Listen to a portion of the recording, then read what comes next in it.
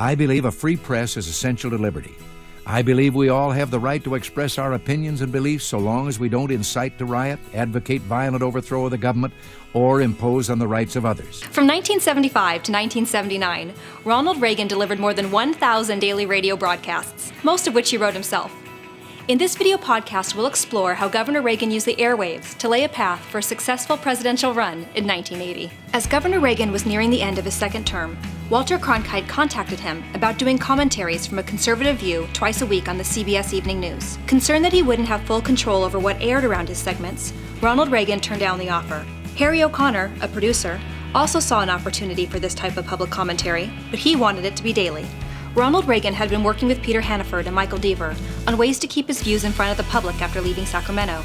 The plan ended up including newspaper columns, speaking engagements, and the daily radio commentaries produced by Mr. O'Connor. At least 679 of the commentaries were written by him in longhand on yellow legal pads, and many of them were written while he was traveling. From the book Reagan in His Own Hand, Dennis LeBlanc, a member of the California State Police assigned to Governor Reagan's security detail, was quoted as saying, "He was constantly writing. A lot of the time it was on a legal pad, but all the time he was writing. Even when we drove up to the ranch from Los Angeles, he would sit in the back seat with his legal pad, writing. He never fell asleep and he never read. He was just always writing." What was amazing to me was the fact that Ronald Reagan never slept on planes when he was traveling. It was the same way when I was with him in the station wagon. It was like, you're wasting time if you were sleeping. You know, everyone's got things to do, and his thing to do when I was with him was his writing. During these addresses, Ronald Reagan held no political office. Yet he was mapping out a strategy to transform the economy, end the Cold War, and create a vision of America that would propel him to the presidency. Radio addresses covered many topics, including communism, the economy, education, Social Security, healthcare, defense, and many more. They demonstrated that Ronald Reagan had carefully considered nearly every issue he would face as president. Sometimes it seems as if Congress will do anything to avoid cutting spending or facing reality. Fearful of hard times, I know some of you have probably written your congressmen or senators urging some kind of action. Well, that's what you'll get, some kind of action. May I suggest that you write and tell them no more tranquilizers. We want a permanent cure for what ails us, and that doesn't mean printing press money. They even included personal life lessons and stories. It seems I've said 1,000 goodbyes, each one harder than the one before.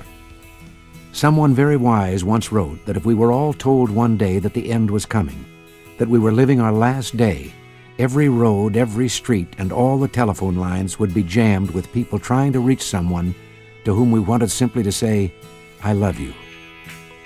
But why wait for such a final day and take the chance of not getting there in time? Speaking of time, I'll have to stop now. Hello, operator. I'd like to make a long-distance call. Once president, Ronald Reagan started doing Saturday radio addresses from the White House, beginning in April of 1982. During the addresses, he would informally address the nation on current events. Not since Franklin Roosevelt's fireside chats had an incumbent president spoken to his constituents over the radio. As Ronald Reagan wrote in his autobiography, An American Life, "By going on television or radio and telling people what was going on and what we were trying to do about it, I thought I might be able to get public opinion on my side. It worked better than I ever dreamed it would." This is no way to run a country. This is why in the coming weeks I'll be taking my case to you, the American people, asking for your support to bring fiscal sanity back to our government. I'll be talking about your economic Bill of Rights, the right not to be overtaxed, overspent, and overregulated, and the mechanisms that can ensure those rights, like the Balanced Budget Amendment with a tax limitation clause, the line item veto, and other reforms of the budget process. I'll be counting on your support. Like tax reform, we can and we will win this one. Let's make the cicadas in Congress go back underground. Since the Reagan presidency, Presidents Bill Clinton, George W. Bush, and Barack Obama have used weekly addresses to share their messages. Until next week, thanks for listening. God bless you. Thank you for joining us today. We hope you enjoyed this Inside the Reagan Library video. See you soon.